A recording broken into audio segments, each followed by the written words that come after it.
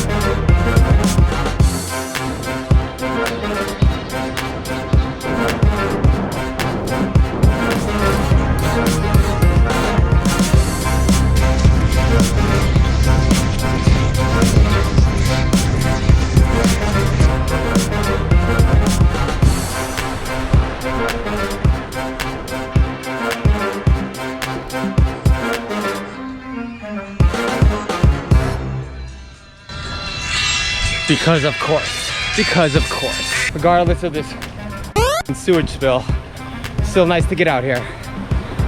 Just don't let that water hit ya.